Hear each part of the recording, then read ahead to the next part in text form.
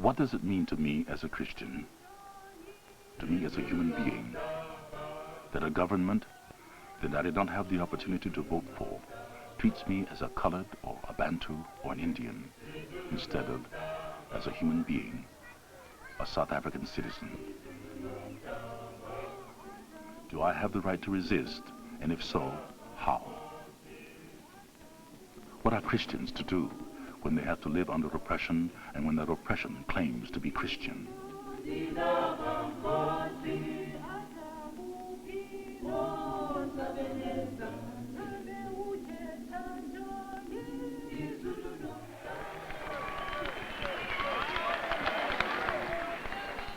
How can apartheid be positive when it keeps part of South Africa's children manacled in the chains of unfreedom and the other part in the chains of fear? How can apartheid be positive when in the name of Christianity it spawns policies which causes little children to die of hunger and which break up black family life? The time has come for white people in this country to realize that their destiny is inextricably bound with our destiny.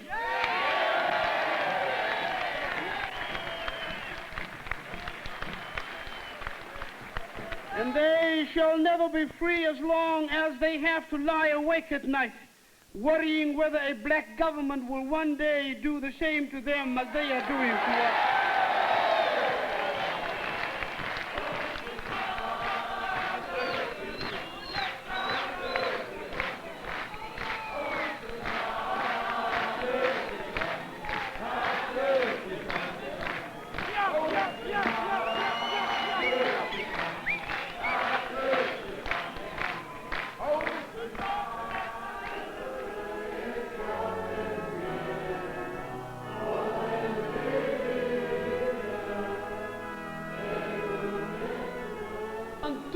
Wordt die gelijkenis voor ons voorgehouden. En ik zal me niet verbazen. Allan Boesak is a young minister in the colored branch of the segregated Dutch Reformed Church of South Africa. Hoor wat die gelijkenis eindelijk voor ons wil zeggen. He is president of the 70 million member World Alliance of Reformed Churches. Wat is eindelijk die bedoeling van die gelijkenis? Like the Afrikaners, South Africa's dominant white group, Allan Boesak's people speak Afrikaans, a language derived from Dutch. They have their origin in the Dutch settlers who founded South Africa's Dutch Reformed Church in the 17th century. Along with other European settlers, the Dutch made the so-called colored people and converted them to their Dutch Reformed faith, but they did not want to worship with them. In the 19th century, the Afrikaners, the white descendants of the Dutch, found a solution. They segregated their church and formed the Dutch Reformed Mission Church for coloreds only, saying that in separation lay salvation. This was the beginning of apartheid. In 1948, the all-white National Party, encouraged by the white Dutch Reformed Church, came to power on a platform of apartheid. They passed legislation to separate the races socially, politically, and geographically. The apartheid government prohibited mixed marriages, abolished such limited voting rights as coloreds had, and provided for the removal of whole communities, declaring the areas where they were living for whites only.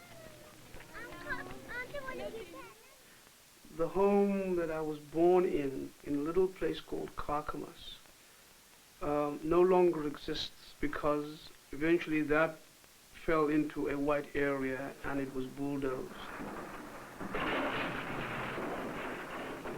The church where I was ordained as a minister doesn't exist anymore. That was bulldozed. That's also the church where I got married in. So these buildings attached to important occasions in my life don't exist anymore.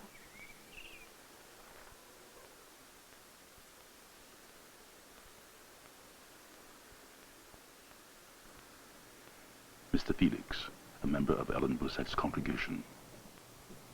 Where you see this vine now, this is where the gate used to go in.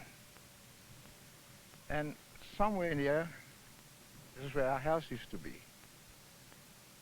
You feel sore for things like this, but you don't get frustrated. There were nice times and there were hard times here. But we understood as one another, and we were very happy here. Until we were told that we had to leave. One day, one of the older women, she must have been, maybe 65 at the time, when I was visiting her, said to me, "Look at my life. I'm 65 years old. My husband is older than I am. At this stage of our lives, we have to move because of the group areas act. Where are we going to? How are we going to start again? We've worked for this all our lives. And I want you on Sunday morning to preach about this evil. I want to know what God is saying about this." And I stood there speechless in a sense, because I didn't know what to say and how to do it. En as ons moet kies in die gelijkenis, aan watter kant sal ons staan? That was the first sermon where I tried to grapple with the political reality as it touched the lives of my people. Natuurlijk kies ons. I wondered strongly whether I should remain within the Dutch Reformed Church, knowing that this is the church that is being dominated by the theology and the ideological thinking of the white Dutch Reformed Church, knowing that this is a church that in its silence supports apartheid. I was worried. But then there is a man in South Africa called Narrator, who himself was a white Dutch Reformed Church minister at one point, a leader in that church, a member of the secret society, the Afrikaner Broederbond, and he had changed, and he had seen the evil that apartheid is. And in 1964, I had a conversation with him, in which I said to him, "Allan, the Dutch Reformed churches in South Africa historically form the crux of the whole conflict about apartheid and the solution thereof. If you move out, it means that the possibility of your making a meaningful impact on the theological and the political thinking within the Dutch Reformed churches, and therefore within the Afrikaner community, is thereby made impossible." I began to discover that there is something in the theology of the Reformed tradition that is so dynamic and so revolutionary that it is not true what the white churches have been saying. It is not true that the Reformed tradition is a tradition that supports racism or exploitation or justifies oppression. And once I began to understand that, I began to think, well, then I must not leave the Dutch Reformed Church, but then I must see whether my church can become an agent of liberation within the Dutch Reformed Church tradition. When later on Allan began to take a leading role, I was deeply grateful, because I felt that here was the voice of the witness of a person who was conveying so clearly his Christian convictions, in which others of us, for instance myself, were silenced.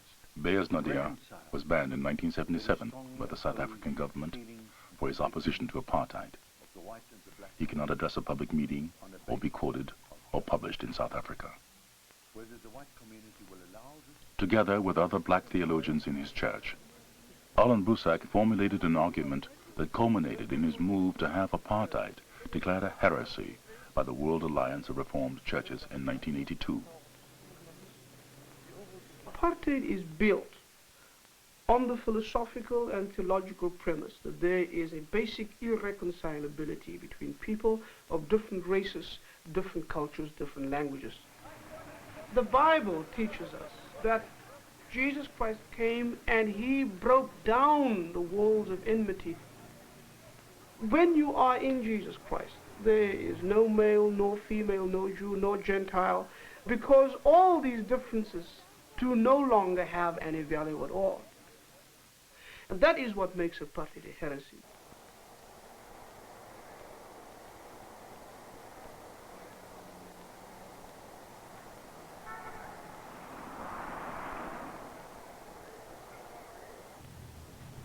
Subsequent to the passage of the heresy decision, taken in Ottawa, Allan Boesak was elected president of the World Alliance of Reformed Churches, an internationally important position.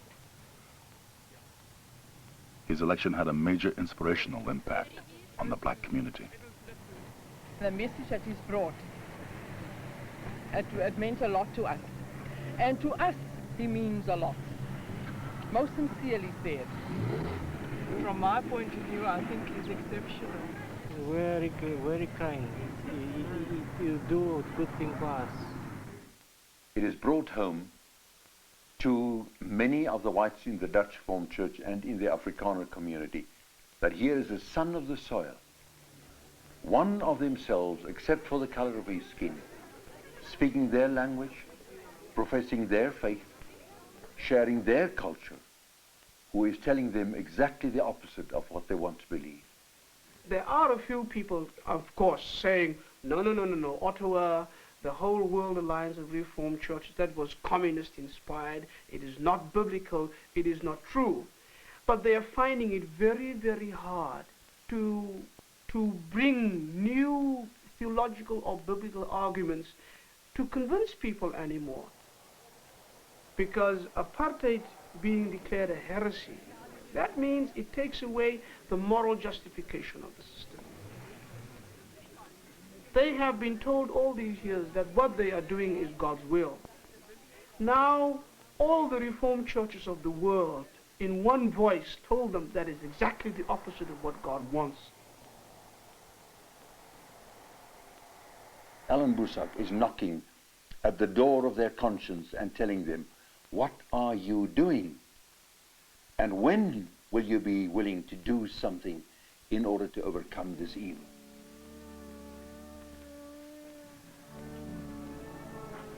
They've got so much economic and political power. The people who are in government are the people who sit in their pews Sunday after Sunday. They say we are a Christian government because the church says it's a Christian government. They are not only afraid, but many of them are aggressive because it reminds them so much of the truth that there is, which they cannot ignore. All they need to say is, here we are. We have made a mistake. We are trying now to bring about the changes in our country that will alleviate the oppression of the people, that will change that. But it's difficult because we've always supported that. It is a different thing to say, there's nothing wrong with apartheid. Racism is wrong, but apartheid is not racism. You can't play around with a church like that.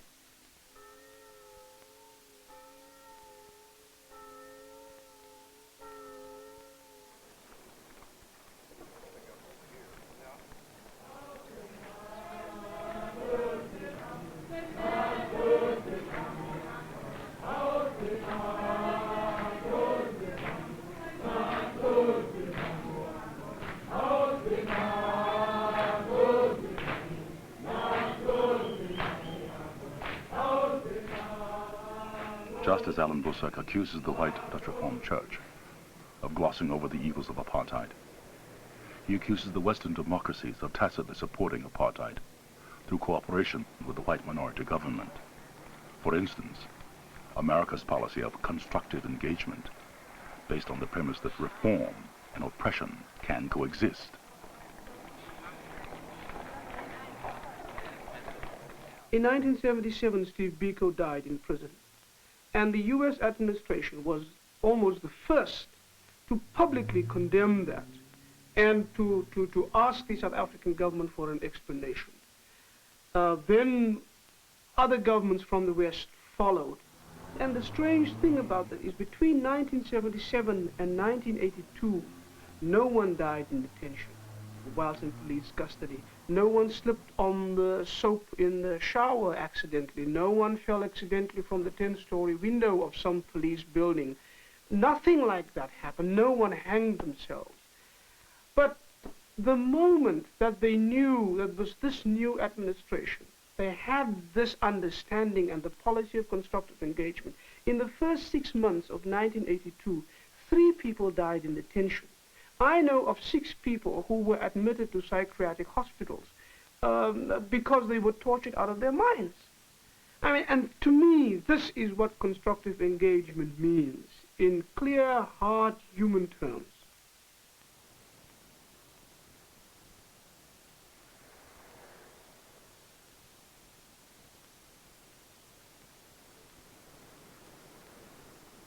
It is not by accident that in the area where relatively more changes have taken place is sports.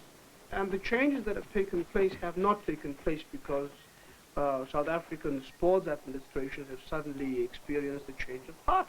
The changes have taken place because they felt the pinch of not being welcome anymore in the sports arenas of the world. In an attempt to diffuse foreign pressure on South Africa for political change, the government has come up with a new but still racially based constitution that offers limited participation in government to so-called colored and Indians, while still excluding the black majority. Participating in the new structure, even with a view of then stepping out and saying we are not going to do it, would be giving credibility to this new system which the people absolutely refuse to do.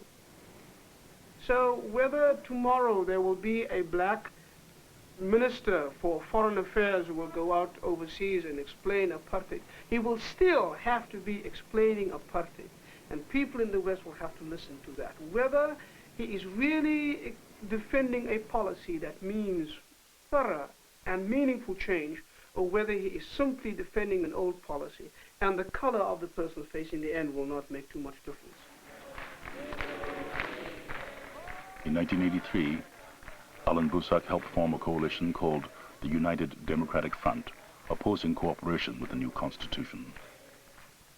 The front has drawn together people of all colors, from trade unions, student organizations, women's groups, and other political, religious, and social organizations that want a free, unified, and democratic South Africa.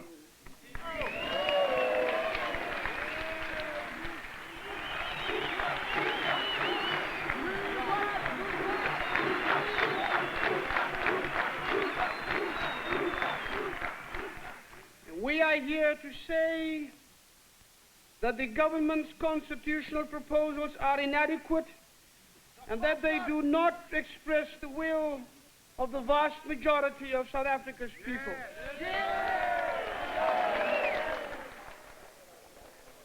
There is no way in which a peaceful solution to our problems can be found if we continue the direction that we're taking at the present moment. As long as you exclude the majority of the people of the country from having any say or any meaningful say in the political future, there is no possibility of peace.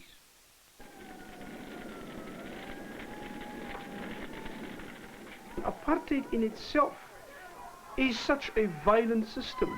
Apartheid in itself has caused untold suffering to people, and it's not by accident, it's by design.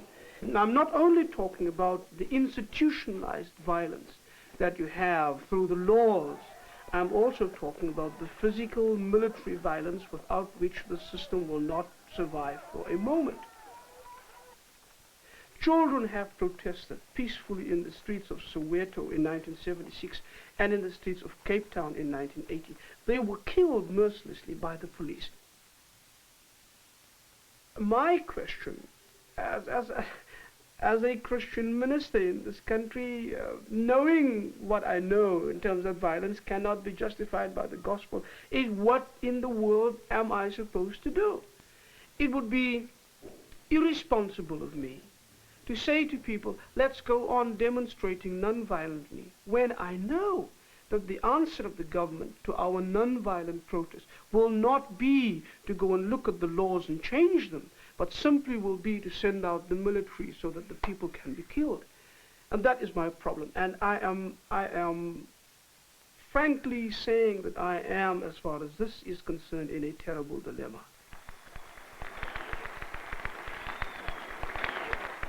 Let us even now seek to lay the foundations for reconciliation between white and black in this country by working together, by praying together, and by struggling together for justice. And if we cannot do it now, we will not be able to do it one day.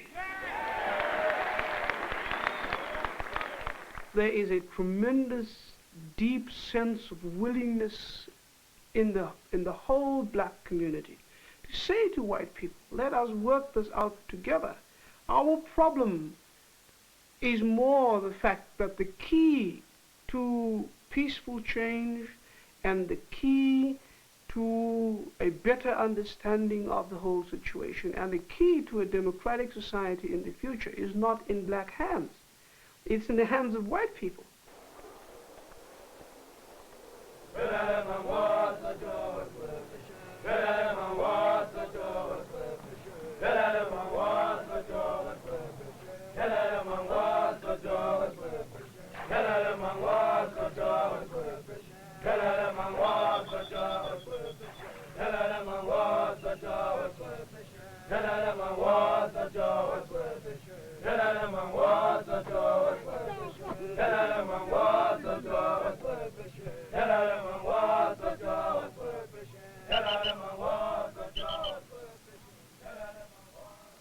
Allan Boesak runs the risk of being banned and silenced, like Beyers Naudé.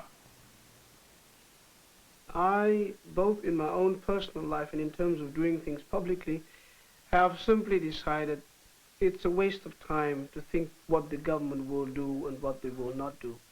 Basically, it's in their power to do almost anything that they want. Allan Boesak's mother. In my heart, I know you want to work for his people, I know. But in my heart, I feel it's not good for him and for his wife and the children and myself. That's what I feel. But if he wants to do it, I can't do anything about it. Then it's up to him.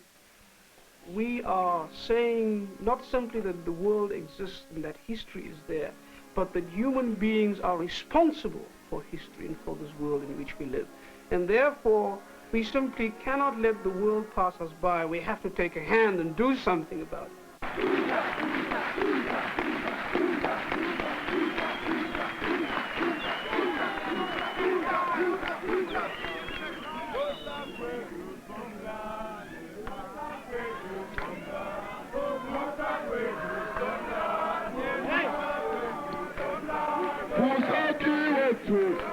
It was just good to see that there was such an incredible response. I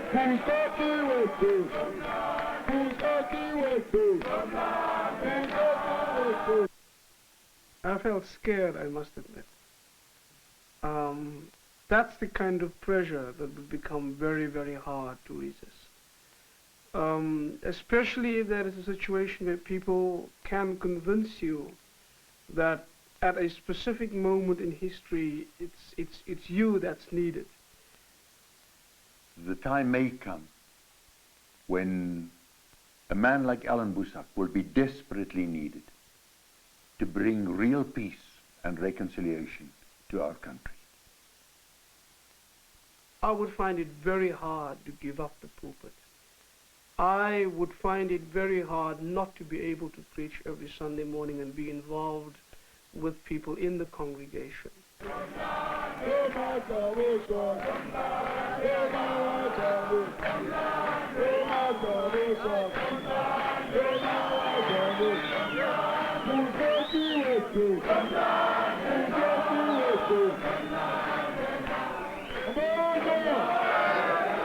We want all of our rights, not just some rights. Not just a few token handouts here and there that the government sees fit to give. We want all of South Africa's people to have their rights, not just a selected few, not just a few so-called coloreds or Indians after they had been made honorary whites. We want all of our rights for all of South Africa's people, including those whose citizenship has already been stripped away by this government. We want all of our rights, and we want them here in a united, undivided South Africa. We are saying that we want our rights in this country, which is the country of our birth, and we do not want them in the impoverished homelands. We do not want them in our separate little group areas. We want them here in this land, which one day we shall once again call our own. We want all of our rights, and we want them here, and we want them now.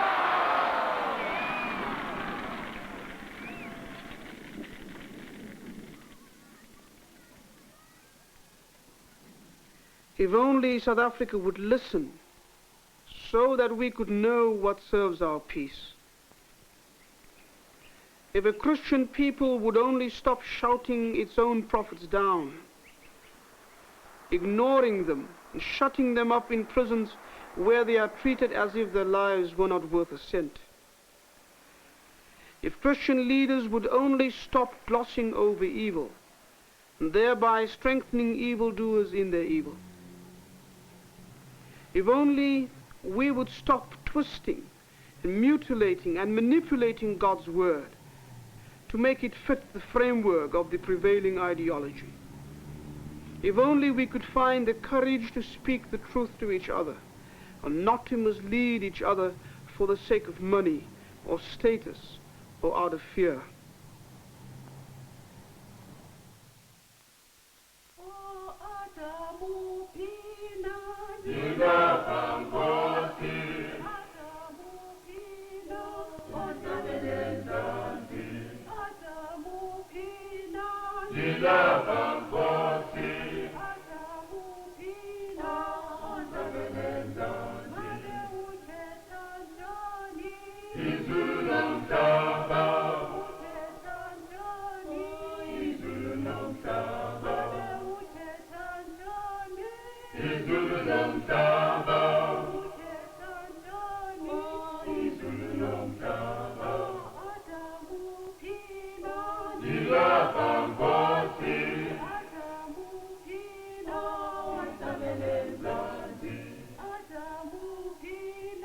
Dina